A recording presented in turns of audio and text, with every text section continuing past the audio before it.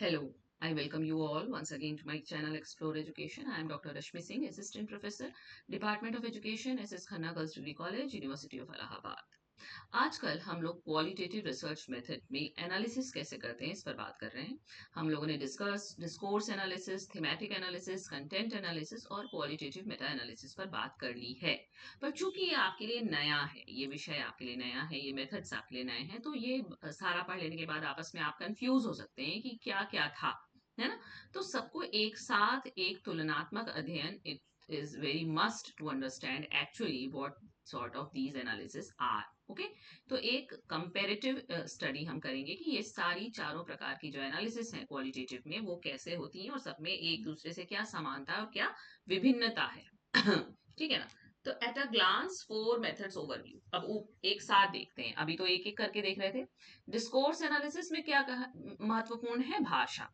Studies language in use, जो भाषा हम इस्तेमाल करते हैं उसी का अध्ययन है कि how text and talk construct social reality, identity and power, कि किस प्रकार से जो लिखा हुआ टेक्स्ट है, जो बातचीत है, वो सामाजिक जो रियलिटी है, जो आइडेंटिटी है और जो सत्ता है, जो शक्ति है, उसका निर्माण करती है। ओरिजिन इसका लिंग्विस्टिक्स से आता है, पोस्ट स्ट्रक्चरलिज्म इसकी फिलोसफी है, फोकाल्ट और फेयर क्लॉ का इसमें काम है।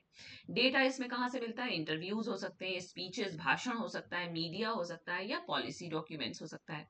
आउटपुट क्या निकल के आएगा? आपको पैटर्न पता चल जाएगा, आपको पार के रिलेशंस पता चल जाएंगे और आपको सब्जेक्ट की पोजीशन पता चल जाएगी। थीमेटिक एनालिसिस में क्या है? इसमें हम आइडेंटिफाई करते हैं, एनालाइज करते हैं और रिपोर्ट करते हैं थीम्स को with in qualitative data in A flexible theory free way. यानी कि हम किसी थ्योरी के साथ नहीं एंटर करते हैं थीम्स डेटा में, बल्कि हम पढ़ने के बाद उसमें से निकालते हैं कि कौन कौन सी थीम उस क्वालिटेटिव डेटा से इमर्ज हो रही है, थीमेटिक है, कौन से पैटर्न इमर्ज हो रहे हैं, थीम्स इमर्ज हो रही है, ये हम यहाँ से देखते हैं। ओरिजिन इसका साइकोलॉजी में है, ब्राउन एंड क्लार्क का 2006 का मेथड है। ये डेटा हमको मिलता है इंटरव्यू से मिलेगा, फोकस ग्रुप डिस्कशन से मिलेगा, ओपन एंडेड सर्वे से मिलेगा और आउटपुट आपको मिलेगा rich thematic description of data patterns, है ना। कंटेंट एनालिसिस में हम क्या करते हैं? Systematically examines communication content. हमको कहीं से भी जो कंटेंट मिला हुआ हो उसको हम या तो क्वांटिफाई करेंगे, अगर क्वांटिटेटिव एनालिसिस है, पर चूंकि यहाँ क्वालिटेटिव की बात हो रही है तो हम इंटरप्रेट करते हैं उसके पैटर्न्स को टेक्स्ट और मीडिया में जो मिलता है। ओरिजिन इसका कम्युनिकेशन स्टडीज से है, बर्लिसन 1952 का कंसेप्ट है। डेटा हमको मिलता है, डॉक्यूमेंट्स हो सकती हैं, टेक्स्ट बुक हो सकता है, मीडिया हो सकता है, हिस्टोरिकल रिकॉर्ड्स हो सकते हैं। और आउटपुट आपको क्या मिलेगा? आपको या तो फ्रीक्वेंसी काउंट्स मिलेगा कि पर्टिकुलर टेक्स्ट में पर्टिकुलर शब्द कितनी बार आया है, ये कैटेगरीज मिल सकती हैं, और कोडिंग स्कीम्स की जो आया है उसके मायने क्या है।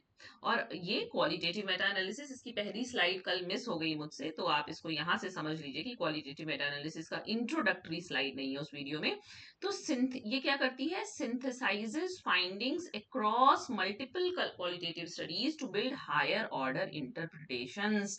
ये इसकी डेफिनेशन है। क्वालिटेटिव मेटा एनालिसिस का मतलब कि बहुत सारी क्वालिटेटिव रिसर्चेस की फाइंडिंग्स हमारे पास है और हम उनको सिंथेसाइज कर रहे हैं जिसे हम हायर ऑर्डर इंटरप्रिटेशन निकाल सकें। इसका ओरिजिन नर्सिंग और सोशल साइंस में है। नोबलेट एंड हेयर का इस पे काम है मेन। डेटा इसमें हमको मिलता है पब्लिश्ड क्वालिटेटिव स्टडीज। भाई हमने काम नहीं किया है, कोई और काम हो चुका है, हम सिर्फ उससे सिंथेसाइज कर रहे हैं, तो ये सेकेंडरी डेटा है। और आउटपुट आपको कोई नई थ्योरी मिल सकती है, कोई नया कंसेप्चुअल फ्रेमवर्क मिल सकता है, और मेटा सिंथेसिस इसका आउटपुट है। ओके, अब हम एक मास्टर कंपैरिजन टेबल बनाते हैं कि किस तरह से हम इनमें कंपैरिजन करेंगे। देखिए, discourse analysis, thematic content, call meta analysis, उसी तरीके से इसका क्रम चल रहा है। नेचर, डिस्कोर्स एनालिसिस क्रिटिकल है या इंटरप्रेटिव है। थीमेटिक एनालिसिस डिस्क्रिप्टिव और इंटरप्रेटिव है।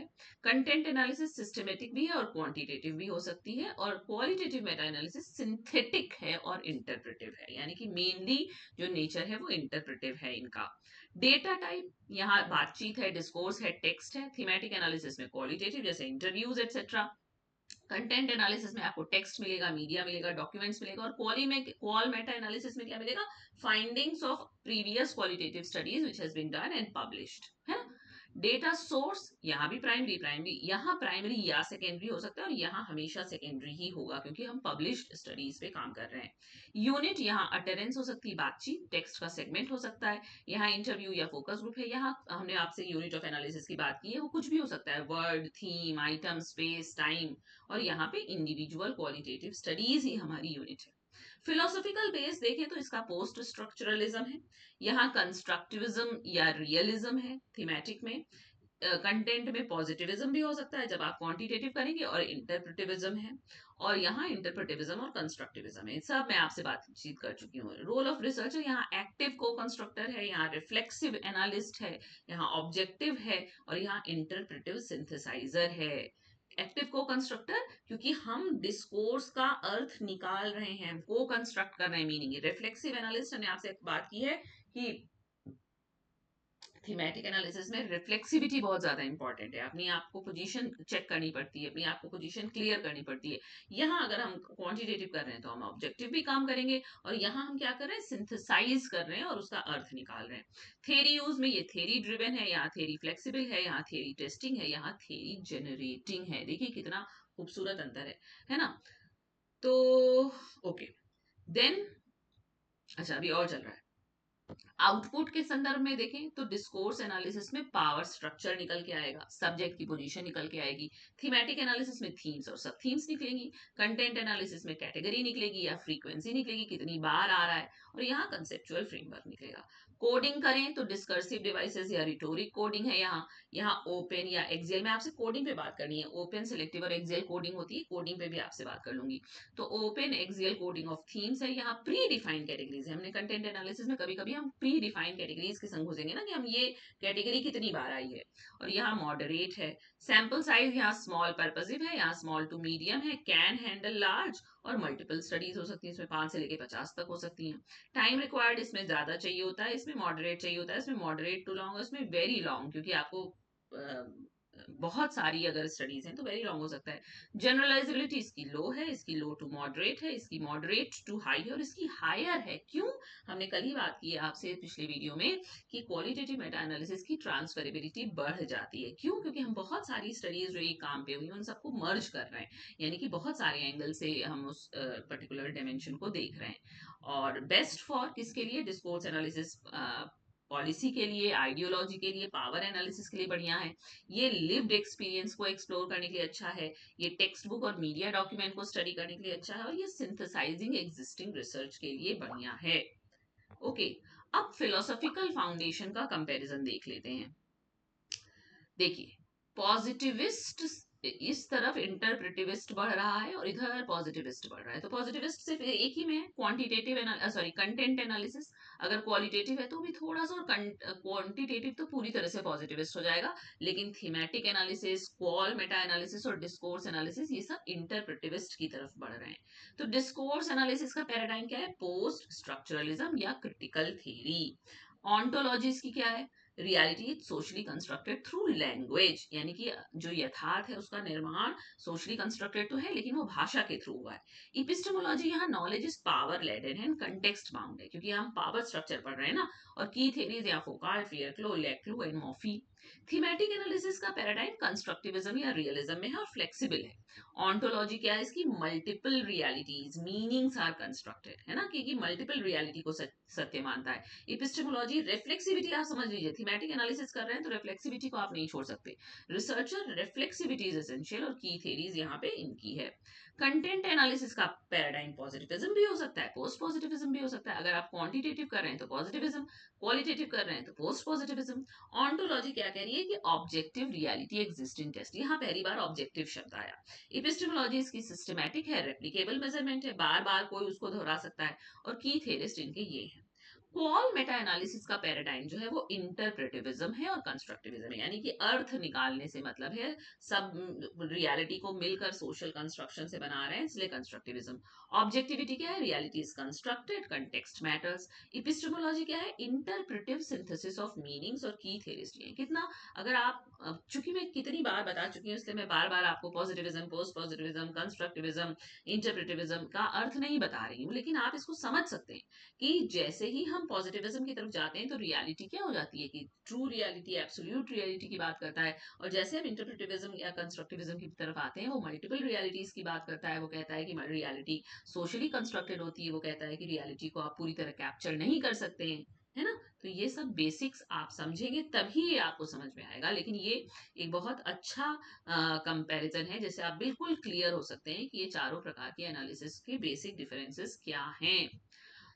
डेटा सोर्सेज के हिसाब से देख लीजिए, बार बार हालांकि बात हो गई डिस्कोर्स एनालिसिस में, interview in focus group, political speeches, media, new text, policy और इंस्टीट्यूशनल डॉक्यूमेंट। भाई हमको लैंग्वेज स्टडी करनी है ना। थीमेटिक एनालिसिस में हमको डेटा इंटरव्यू से मिलेगा, फोकस ग्रुप से मिलेगा, नैरेटिव से मिलेगा।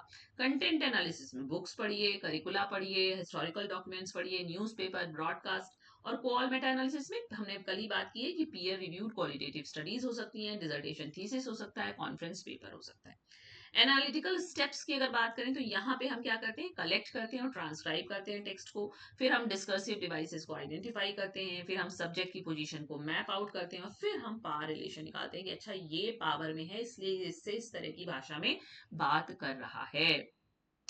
थीमेटिक एनालिसिस में हमने वो बात आपसे कर ही ली है कि आपको वो ब्राउन एंड क्लार्क के स्टेप्स फॉलो करने हैं, familiarise with data, generate initial code, search for themes, review and theme, review and define theme and initial write up, जो फाइंडिंग्स का रिपोर्टिंग।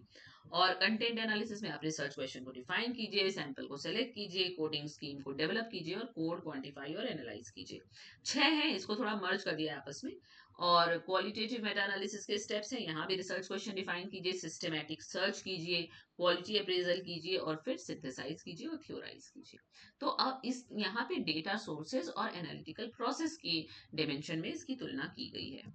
अब स्ट्रेंथ्स एंड वीकनेस देख लीजिए side by side. Discourse analysis का strength क्या है, हमको हिडन पावर और आइडियोलॉजी पता चल जाती है, रिच इंटरप्रिटेशन मिलता है, पॉलिसी और क्रिटिकल रिसर्च के लिए बढ़िया है। लेकिन दिक्कत क्या है, हाईली सब्जेक्टिव हो सकता है, डिफिकल्ट टू रेप्लीकेट, बहुत मुश्किल है कि दूसरा आदमी उसको कर सके और वही रिजल्ट निकले, टाइम इंटेंसिव है और स्मॉल सैंपल पे ही आप ये काम कर सकते हैं। थीमेटिक एनालिसिस की स्ट्रेंथ है कि फ्लेक्सिबल है, थ्योरी से इंडिपेंडेंट है, एक्सेसिबल टू नोविस रिसर्चर है, जो नया नया है वो भी इस पे काम कर सकता है, और आपको रिच डिस्क्रिप्शन ऑफ एक्सपीरियंसेस मिलते हैं। लेकिन वीकनेस क्या है, कैन लैक रिगर इफ अनरिफ्लेक्सिव, अगर आप अनरिफ्लेक्सिव रहेंगे तो रिगर नहीं आएगा। थीम्स में बी टू डिस्क्रिप्टिव और not suitable for large data set, बहुत बड़ा डेटा सेट आपके पास है तो उसके लिए ठीक नहीं है क्योंकि बहुत ज्यादा थीम्स निकल आएंगी। कंटेंट एनालिसिस सिस्टमैटिक है, रेप्लीकेबल है, लार्ज टेक्स्ट को भी हैंडल कर सकती है और क्वालिटेटिव और क्वांटिटेटिव के बीच में एक ब्रिज का भी काम करती है। लेकिन वीकनेस लेटेंट मीनिंग को मिस कर देगी क्योंकि यहाँ तो सिर्फ फ्रीक्वेंसी बता रहे हैं। कोडिंग कैन इंट्रोड्यूस बायस और लिमिटेड कॉजल एक्सप्लेनेशन, मतलब कि क्यों है ये नहीं बता रही, सिर्फ ये बता रही कि क्या है। और क्वाल मेटा एनालिसिस में हम नॉलेज बिल्डिंग को क्यूमुलेट कर रहे हैं बहुत सारा, हम ट्रांसफरेबिलिटी को बढ़ा रहे हैं और हम पॉलिसी को सिंथेसाइज एविडेंस के थ्रू इन्फॉर्म कर रहे हैं। लेकिन वीकनेस क्या है, एक्सट्रीमली टाइम कंज्यूमिंग है, इंटरप्रेटिव एक्सपर्टीज आपके पास होना चाहिए और कोई इसकी स्टैंडर्डाइज्ड मेथोडोलॉजी अभी तक विकसित नहीं है। Then when to use which method, कब किस मेथड को इस्तेमाल करें। You want to study how a government policy reproduces gender equality through language, तो डिस्कोर्स एनालिसिस, क्योंकि हमको लैंग्वेज ही यहाँ पढ़ना है, जानना है। थीमेटिक एनालिसिस में you interview 20 teachers about their experiences of online teaching post pandemic experience, कुछ ऐसा अगर आपको पढ़ना है तो थीमेटिक एनालिसिस, क्योंकि यहाँ पे लिव्ड एक्सपीरियंस का हम अध्ययन करेंगे। अगर हम करने जा रहे हैं, you want to compare the representation of women in text book across 3 decades, 3 दशकों में टेक्स्ट बुक में विमेन का रिप्रेजेंटेशन किस तरह हुआ है इसकी तुलना करने जा रहे हैं, उठा के सारा स्टडी कर लीजिए, ये कंटेंट एनालिसिस है। अगर you want to draw conclusions from 25 separate studies on student motivation in HEIs, तो क्या करेंगे, वॉल मेटा एनालिसिस कर लीजिए, है ना। तो ये बता रहा है कि कब कौन सा मेथड इस्तेमाल करें। अब की स्कॉलर्स एंड फाउंडेशनल वर्क देख लीजिए, डिस्कोर्स एनालिसिस में फोकाल्ट का काम है, फेयर फ्लो का काम है, थीमेटिक एनालिसिस में ब्राउन एंड क्लार्क का है, बॉयटिस का है ना। ये सब आपको पढ़ भी लेना चाहिए। Using thematic analysis in psychology, transforming qualitative information अगर पॉसिबल हो। कंटेंट एनालिसिस में बर्डसन का काम है, और पॉल मेटा एनालिसिस में नॉब्लिट एंड हेयर, मैंने कल ही आपसे बात की थी कि इन्होंने मेटा एथनोग्राफी का टर्म दिया 1988 में। ओके, अब ये देख लीजिए, applications in educational research, text book analysis के लिए कंटेंट एनालिसिस और मेटा एनालिसिस ठीक है, पॉलिसी रिसर्च के लिए डिस्कोर्स और कंटेंट सही है, और कॉल सही है। क्लासरूम इंटरेक्शन के लिए ये सब चल जाएगा, लेकिन कंटेंट नहीं चल पाएगा, कॉल नहीं चल पाएगा। टीचर आइडेंटिटी के लिए पहले दूसरे तीसरे चल जाएंगे, पर कंटेंट एनालिसिस नहीं चलेगा। स्टूडेंट एक्सपीरियंस के लिए थीमेटिक एनालिसिस बढ़िया है और कॉल मेटा एनालिसिस बढ़िया है। करिकुलम स्टडीज के लिए डिस्कोर्स एनालिसिस कर लीजिए या कंटेंट एनालिसिस, या ये यहाँ थीमेटिक नहीं चलेगा, इस तरह से है। जेंडर एंड एजुकेशन के लिए चाहे डिस्कोर्स एनालिसिस कीजिए, चाहे कंटेंट एनालिसिस कीजिए, चाहे कॉल मेटा एनालिसिस, मतलब ये फ्लेक्सिबल है। आप पार्शियली फ्लेक्सिबल एप्लीकेबल है, रेयरली यूज्ड है। इस तरह से यहाँ कॉमनली यूज्ड है, यहाँ पार्शियली एप्लीकेबल है और यहाँ रेयरली यूज्ड है। मतलब जनरली क्या चलता है ना, ड्रॉप आउट रिटेंशन के लिए थीमेटिक एनालिसिस कर लीजिए, और या कॉल मेटा एनालिसिस, क्योंकि बहुत सारे प्रीवियस रिसर्चेस की आप सिंथेसिस कर लीजिए। Okay, this decision guide, choosing the right method. Are you working with primary data you collected yourself? तो कॉल मेटा एनालिसिस, या मतलब कंटिन्यू बिलो। अगर आप primary data, are you working with primary data you collected yourself, अगर आप इस पे कम कर रहे हैं तो कॉल मेटा एनालिसिस नहीं होगा। क्यों? क्योंकि इसमें तो हम सेकेंडरी डेटा पे काम करते हैं। Is your focus on language, power and social construction, तो डिस्कोर्स एनालिसिस होगा। आर यू काउंटिंग, मेजरिंग और कैटेगराइजिंग टेस्ट सिस्टमेटिकली, तो कंटेंट एनालिसिस होगा। Are you exploring, sorry, are you exploring lived experiences, meanings and perspectives, तो thematic analysis होगा। Method की profiles, comparative ratings, बहुत सारा है। की टेकअवेज देखिए, discourse analysis is best for studying language, अब आपको याद हो जाना चाहिए। Thematic analysis suits primary data, lived experiences and meaning making. Content analysis is ideal for systematic replicable analysis of large text corpora और can be quantitative. और qual meta analysis synthesises findings from multiple studies to build theory, ये हमेशा secondary data होता है। तो each method is grounded in a distinct philosophical tradition. Methods can sometimes be complementary, or no method is universally superior. Suitability depends on data type, purpose and epistemological stance, and purpose आएगा, research question जो होगा, उद्देश्य जो होगा, उसी हिसाब से हम चुनेंगे अपना मेथड।